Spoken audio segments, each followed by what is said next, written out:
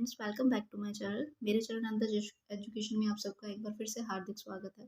Students, I hope आप सबकी preparation बहुत अच्छी चल रही है। जैसे कि आपको पता है कि मैं आपके लिए हिस्ट्री के थ्योरी लेक्चर्स लेकर आती हूँ, उसी के रिगार्डिंग आज मैं आपके लिए टॉपिक लेकर आई हूँ, motives of the Mahmud invasion. जैसे कि आपको पता है कि प्रीवियस लेक्चर में हमने किया था कि महमूद गजनी भारत आया, उसने कितने अटैक्स किए, सारे के उसके 17 अटैक्स, वो सारे के सारे हमने फुली डिफाइन किए थे। कहाँ कहाँ अटैक हुआ, किस अटैक में, वो ऑलमोस्ट वैसे तो सारे अटैक्स में वो वही विनर रहा था। लेकिन ये आज का मेन मोटिव हमारा क्या है कि हम इसके मोटिव देखें कि महमूद ने इंडिया पे अटैक तो किया, लेकिन उसके पीछे कारण क्या था, क्या क्या रीज़न थे। ठीक है, वो हम सारे अच्छे से डिफाइन में करेंगे। लेकिन वीडियो शुरू करने से पहले स्टूडेंट, जिन भी स्टूडेंट्स ने मेरे चैनल को सब्सक्राइब नहीं किया तो बच्चे प्लीज़ सब्सक्राइब कर लीजिए, एंड सब्सक्राइब करने के बाद बेल आइकन को प्रेस करना मत भूलिए। इससे ये होएगा कि आपको आने वाली day to day video easily मिलती रहेगी। ठीक है, एंड सब्सक्राइब करने के बाद प्लीज़ लाइक शेयर ज़रूर करिए। ज़्यादा से ज़्यादा स्टूडेंट्स को इसके साथ जोड़ें ताकि दूसरे स्टूडेंट्स को भी इन लेक्चर्स का फ़ायदा हो सके। ओके, चलिए स्टार्ट करते हैं। आज का हमारा टॉपिक क्या है, मोटिव ऑफ महमूद इन्वेंशन। पहला क्या है इसका, रिलीजियस मोटिव क्या था, यानी कि मेन उसका धार्मिक उद्देश्य क्या था इंडिया पे अटैक करने का।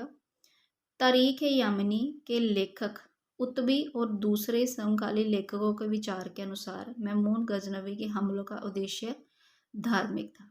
यानी कि तारीख यामिनी के लेखक, एक बुक है तारीख यामिनी के लेखक, और लेखक जो थे उत्बी और दूसरे समकालीन लेखकों के अनुसार, उनके अनुसार क्या था, वो क्या मानते थे कि महमूद का जो इंडिया पर बार बार अटैक करना था, उसका मेन उद्देश्य वो क्या था, एक धार्मिक उद्देश्य था।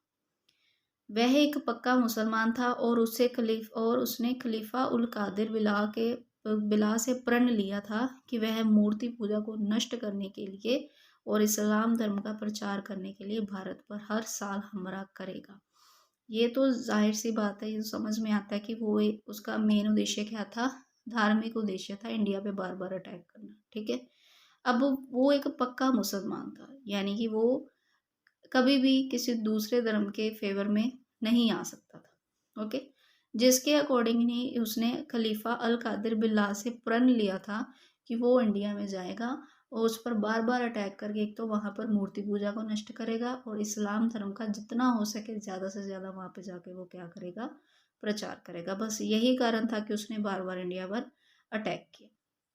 सेकंड आ जाता है, जब भी महमूद ने भारत पर हमला किया, उसने हिंदुओं के मंदिरों और उसके देवताओं की मूर्तियों को ही नष्ट किया।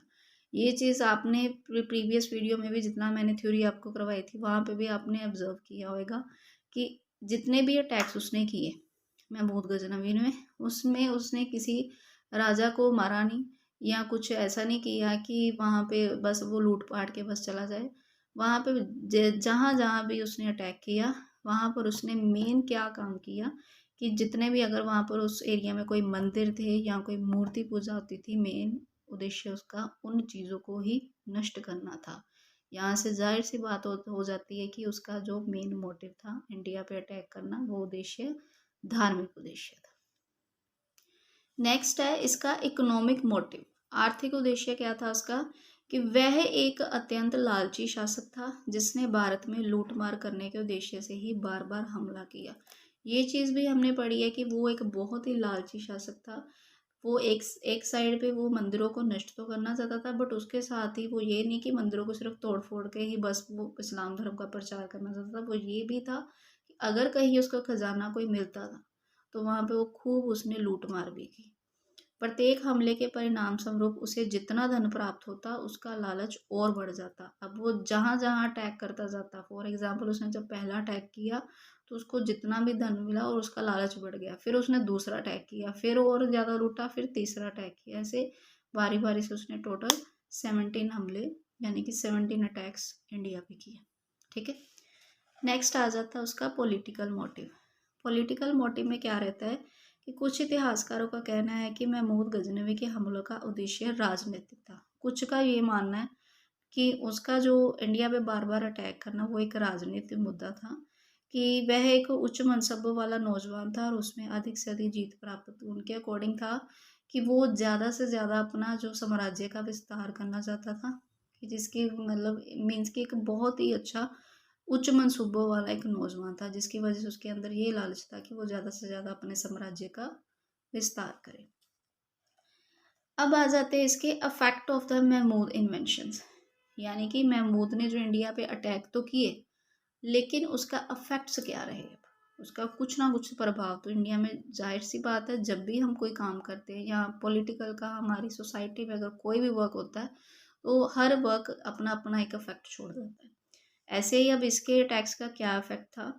महमूद ने भारत पर 17 हमले किए, ये हमने देखा, टोटल 17 हमले किए उसने, और एक बार भी हार नहीं हुई उसकी, यानी कि जितने भी उसने हमले किए एक भी हमला ऐसा नहीं था जिसमें कि वो हार गया था। ओके, वास्तव में महमूद केवल एक महान लुटेरा माना जाता है जो भारत में बार बार आया, लोगों पर अत्याचार करके और लूट मार करके वापस चला गया, फिर भी उसके हमलों के कुछ प्रभाव, यानी कि ये तो आपने देखा ही है कि मेन उसका क्या था कि इंडिया में आना, मूर्ति पूजा को नष्ट करना, मंदिरों को तोड़ना फोड़ना, और बाद में इस्लाम धर्म का प्रचार करना, ज़्यादा से ज़्यादा इस्लाम धर्म फैलाना था। ठीक है, और वो क्या करता था कि लूट मार जितनी भी, अगर वो किसी भी एरिया पर अटैक करता तो वहाँ से उसको जितना ज़्यादा धन, वो कोशिश करता था कि ज़्यादा से ज़्यादा वो धन एकत्रित करके बाहर वापस अपने गजनी वापस लौट जाता था।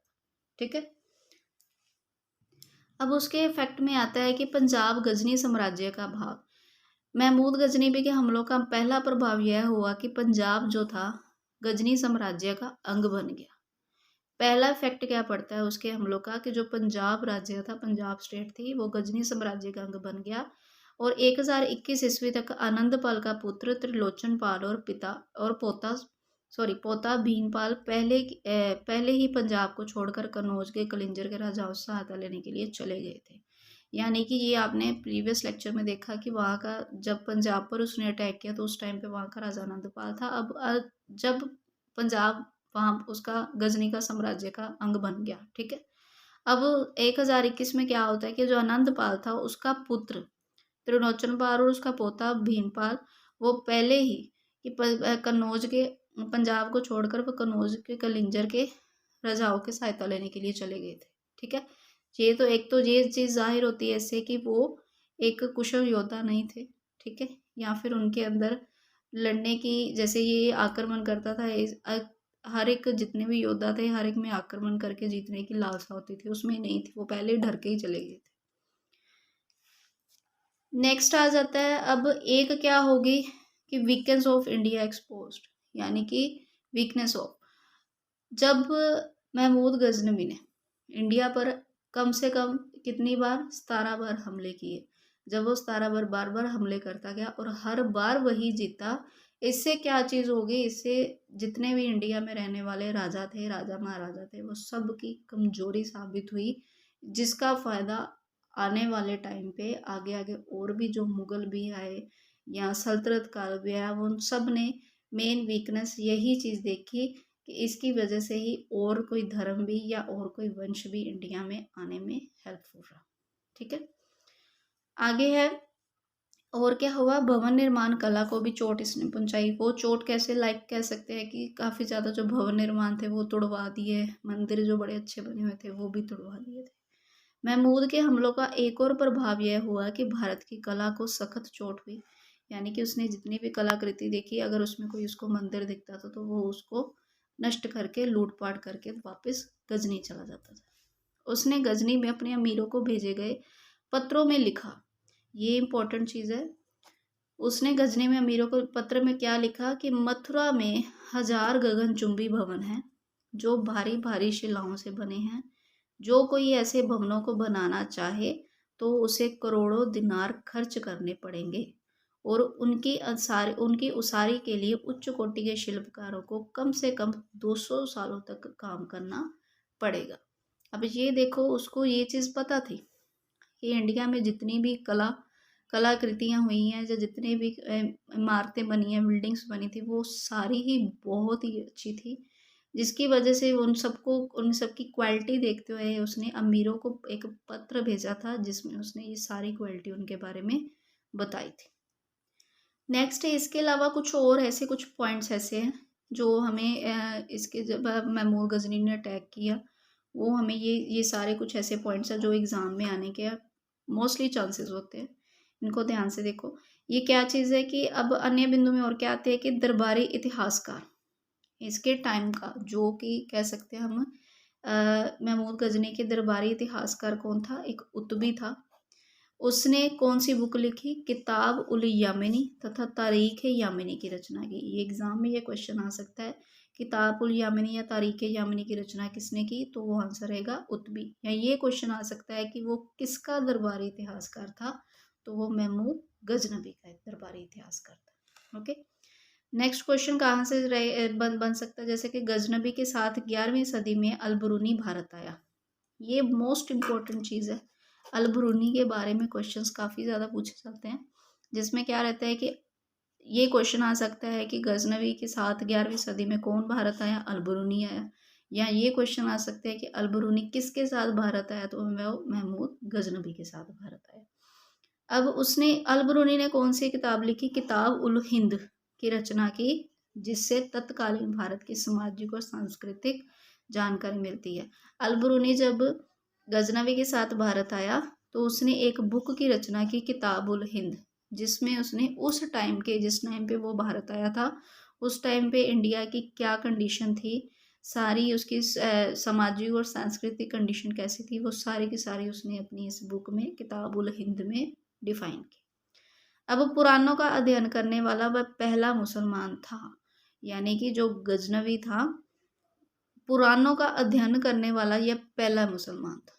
ठीक है, किसके थ्रू, उसने अलबरूनी के थ्रू उसने सारा ये अध्ययन करवाया। ठीक है, क्लियर है स्टूडेंट्स। अब पुराणों का अध्ययन करने वाला पहला मुसलमान था, वो ये बेशक वो इस्लाम का प्रचार करना था, बट वो ये भी जानना चाहता था कि इनके धर्म में, यहाँ पे जो पुराण है उनमें क्या चीज़ है, जिसकी वजह से वो उसने अध्ययन किया, करने वाला वो पहला मुसलमान था। इसके बाद आ जाता है कि अरबों में लिखे तहकीक हिंद का अंग्रेजी अनुवाद संघाओ और हिंदी में रजनीकांत शर्मा ने किया। अरबों की एक बुक थी तहकीक हिंद। अब इसका भी अंग्रेजी, यहाँ से भी क्वेश्चन निकल सकता है कि तहकीक हिंद किताब का जो कि किसकी बुक, किसने लिखी थी, वो अरबों की बुक थी, और वो उसका हिंदी अंग्रेजी में अनुवाद किसने किया, संघाओ और रजनीकांत शर्मा ने ही किया। इसके अलावा फिरदौसी ने एक बुक लिखी, शाहनामा। शाहनामा के लेखक, ये क्वेश्चन है कि शाहनामा के लेखक कौन थे, तो वो कौन थे, फिरदौसी थे। संस्कृत वृद्धाकेल के साथ गजनवी ने चांदी के सिक्के जारी किए। हाँ, ये इंपॉर्टेंट चीज़ है कि महमूद गजनवी ने किस तरह के सिक्के जारी किए, तो उसने चांदी के सिक्के जारी किए। वैहाकी की लिखी हुई बुक कौन सी है, तारीख सुबकत की। वैहाकी की कौन सी बुक है, तारीख सुबकत की। ठीक है स्टूडेंट्स, आई होप कि यहाँ तक आपको जितनी भी इन्फॉर्मेशन है अच्छी लगी होगी। अगर आपको वीडियो अच्छी लगी हो तो कमेंट सेक्शन में मुझे कमेंट करके ज़रूर बताइए, एंड ज़्यादा से ज़्यादा वीडियो शेयर करिए। जैसे आपको पता है कि जो मास्टर कैडेट एग्ज़ाम भी आने वाले हैं, सीटेट, पंजाब टेट, उन सब में SST का बहुत ही मेन रोल रहता है, बाकी कॉम्पिटेटिव एग्ज़ाम्स में भी। तो थ्योरी लेक्चर्स के लिए आई थिंक सो जितनी भी डेफिनेशन है आपको मैंने अच्छे से करवा रही हूँ, तो ज़्यादा से ज़्यादा बच्चे वीडियो को शेयर करिए एंड सब्सक्राइब करना मत भूलिए। ठीक है, नेक्स्ट लेक्चर में आपको मैं करवाऊंगी मोहम्मद गौरी में बारे में, तो वो भी हम फुली अच्छे से डिफाइन करेंगे, एंड इसके PDF जो है मैं अपने टेलीग्राम चैनल पे शेयर कर देती हूँ, आप वहाँ से जाकर इसको डाउनलोड कर सकते हो। ओके स्टूडेंट, मिलते हैं नेक्स्ट वीडियो में, बाय बाय।